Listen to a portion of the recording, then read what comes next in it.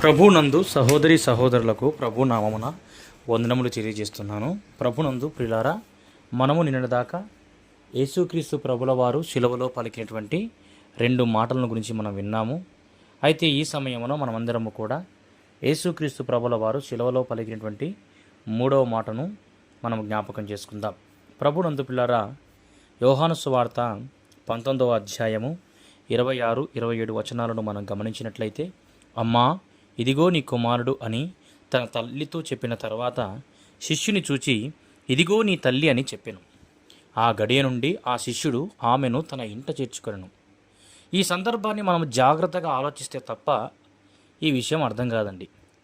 యేసు వెళ్ళిపోతూ మరియమ్మను శిష్యులకు ఎందుకు అప్పగించారు? యేసు ప్రభు తర్వాత మరియమ్మకు పిల్లలు పుట్టారు, మరియు యేసుకు తోబుట్టులు కూడా ఉన్నారు. మరియమ్మను చూసుకోవలసిన అవసరత యోహానుకు ఎందుకు వచ్చింది? మరియమ్మను చూసుకోమని శిష్యుడికి యేసు ఎందుకు చెప్పాడు? ఏది చాలా జాగ్రత్తగా ఆలోచించవలసిన విషయం. ఇది చాలా జాగ్రత్తగా ఆలోచించవలసిన అండి. అసలు అప్పగించవలసిన అవసరత తెలియాలంటే మరియమ్మ యొక్క కుటుంబ పరిస్థితి తెలియాలి. ఇప్పుడు లోతులోకి వెళ్దాం. మొదటిగా ముందు మరియమ్మ పరిస్థితి తెలియాలి. మరియమ్మ గర్భములో యేసు ప్రవేశించిన నాటి నుండి మరియమ్మకు ఈ లోకములో పరిస్థితులు బాగాలేవు. క్రీస్తును గర్భాన ధరించగానే మరియమ్మను అవమానించింది తన భర్త అయిన యోసేపు.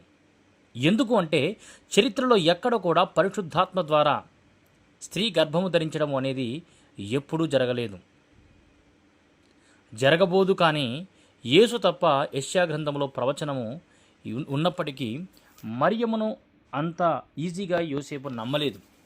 యోసేపు నమ్మడానికి పైనుంచి దేవదూత దిగవలసి వచ్చింది. దూత చెప్పే వరకు మరియమ్మ మీద యోసేపుకు నమ్మకం కుదరలేదండి.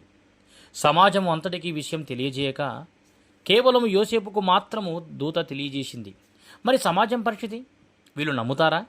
యోసేపు ప్రమేయం లేకుండా, భర్తతో పని లేకుండా గర్భము ధరించింది అంటే సమాజంలో ఎవరు నమ్ముతారు? ఏమీ లేకపోయినా ఉన్నట్లుగా మాట్లాడుకునేది నర సమాజం. సమాజంలో అప్పటికే మరియమ్మ గురించి తప్పుగా మాట్లాడుకునేవారు. వివాహము కాకముందు గర్భము దాలిస్తే ఆ స్త్రీని ఎంత దారుణముగా చూస్తుందో ఆలోచించండి. యేసు తర్వాత మరియమ్మకు పిల్లలు పుట్టారు. యేసు మరియమ్మ గర్భం గురించి సమాజం అలా మాట్లాడుకుంటుంటే ఈ తోబుట్టులు యేసును ప్రేమించారా? తోబుట్టులు యేసును నమ్మలేదండి. యోహాను సువార్త 7:3 వచనాల ప్రకారంగా ఆయన సహోదరులైనా ఆయన యందు విశ్వాసం ఉంచలేదు. యేసుక్రీస్తు కుటుంబంలో కరప్షన్ లేదండి. యేసు ప్రభు యొక్క అన్నదమ్ములు కూడా నమ్మలేదు. భవిష్యత్తు నెరిగిన ప్రవక్త అయిన సుమయోను యేసు బాలుడుగా ఉన్నప్పుడు మరియతో అంటున్న మాట చూస్తే లూకాసు వార్త 2వ అధ్యాయం 33, 34, 35 వచనాలు గమనించినట్లయితే వివాదాస్పదమైన గురుతుగా ఆయన నియమించబడి ఉన్నాడు. ఏంటి వివాదము? ఆయన పుట్టుక ఒక వివాదం. పరిశుద్ధాత్మ ద్వారా ఆయన పుట్టాడన్న విషయం వివాదం. రెండవది, ఎందుకు యేసు అన్నదమ్ములు ఆయన మీద పగ పెంచుకున్నారు? అక్కడక్కడ జనసమూహం మధ్య కూర్చొని బోధిస్తుంటాడే ఆ యేసు వీళ్ళ అన్ననే కాకపోతే సొంత అన్న కాదు అను ఈ మాటలు ఈ తోబుట్టులు వింటుంటే రోజు రగిలిపోతూ యేసును చూసినప్పుడు అంత గతము గుర్తుకు వస్తూ తల్లిని కూడా నమ్మే పరిస్థితి లేదు. నిజముగా క్రీస్తును కన్నందుకు మరియమ్మకు ఈ లోకములో మిగిలింది కన్నీరే. ఎవరికి సపోర్ట్ చేయాలి? తండ్రి కుమారుడిగా దేవుని పనిలో ఉన్న యేసుకు సపోర్ట్ చేయాలా, లేక ఆ తర్వాత పుట్టిన పిల్లలకు సపోర్ట్ చేయాలా?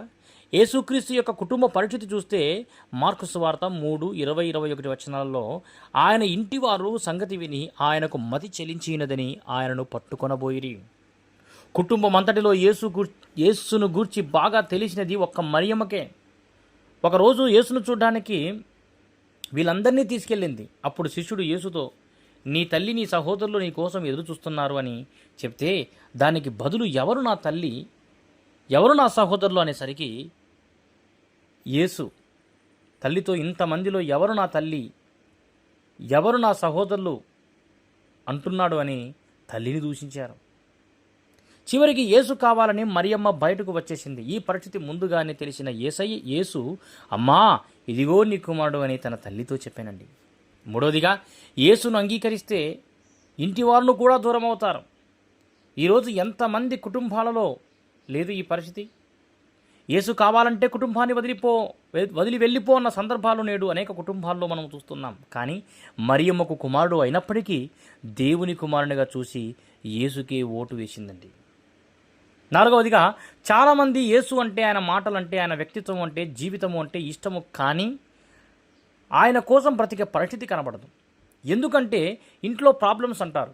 చివరికి యేసు కావాలా లేక ఇంటి వారు కావాలన్న పరిస్థితి వస్తుంది. ఈ పరిస్థితులు వస్తాయనే యేసు తెలిసి లూకాసు వార్త 18:29-30 ప్రకారంగా, మార్కు సువార్త 10:28-29 నుంచి, లూకా 12వ అధ్యాయము 51-53లలో మనం చూస్తే సందర్భము, యేసును నమ్ముకుంటే, అంగీకరిస్తే కొన్ని పరిస్థితుల్లో ఇంటివారు కూడా నీకు విరోధులు అయ్యే అవకాశం ఉంది. ఇంటివారు దూరం అవుతున్నారని యేసును తిరస్కరించారో, ఆయనను గూర్చి సిగ్గుపడ్డారో, రేపు పరలోక రాజ్యంలో నిన్ను తీసుకుంటూ కూడా సిగ్గుపడతాడు. యేసును నమ్ముకుంటే ఇంటివారి పరిస్థితి ఎలాగుంటుందో పై వచనాల్లో మనం చదివితే అర్థమవుతుంది. చూడండి,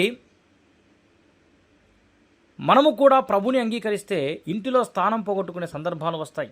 మరియు అయినప్పటికీ మనం నిలబడితే దేవుడు అన్నింటినీ చక్కబెడతాడు. ఒకవేళ క్రీస్తును అంగీకరిస్తే మన పరిస్థితి చివరికి కుటుంబానికి కూడా దూరమయ్యే పరిస్థితి, కుటుంబము కూడా మనకు వ్యతిరేకంగా ఉండే పరిస్థితి వస్తుంది. యేసు పునరుద్ధానం తర్వాత అన్నదమ్ములు రిలీజ్ అయ్యారు, అది తర్వాత సంగతి. కానీ యేసు చనిపోయేంత వరకు అన్నదమ్ములు యేసుకు విరోధిగా ఉన్నారు. కనుక ఐహిక విచారాల కోసమో కుటుంబము కోసమో ప్రభువుని తిరస్కరించకండి. దేవుడు తన మాటలు దీవించి ఆశీర్వదించునుగాక. ఆమేన్.